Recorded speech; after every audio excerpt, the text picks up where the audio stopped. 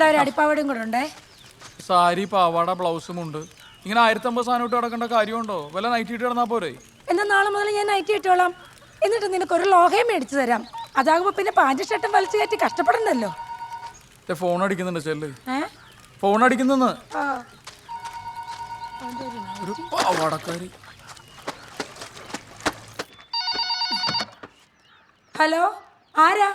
ഇത് സോമൻ സാറിന്റെ വീടല്ലേ? ഇതെന്റെ വീടാ. അവൻ തന്നെ ഒരു അധികപ്പറ്റ. മോളേതാ? ഞാൻ സോമൻ സാറിന്റെ ഒരു ആരാധികയാണ്. സാറിനൊന്ന് കൊടുക്കോ? അയ്യോ, ഇപ്പൊ ഒരെണ്ണം കൊടുത്തതേ ഉള്ളൂ. അതിന്റെ ക്ഷീണം മാറിയിട്ട് പോരെ? ആണോ? എന്നാ ഞാൻ കുറച്ച് കഴിഞ്ഞ് വിളിക്കാം. അതായിരിക്കും നല്ലത്. അവനെ തുണി അലക്കുക.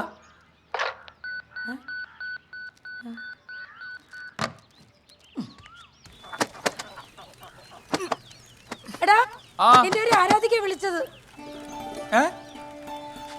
അയ്യോ, എന്നിട്ട് എന്നെന്താ വിളിക്കാഞ്ഞേ? എന്ത് കണ്ടിട്ടാണെന്ന് അറിയത്തില്ല. ആ കൊച്ചിനെ വിളിക്കാന്ന് പറഞ്ഞിട്ടുണ്ട്.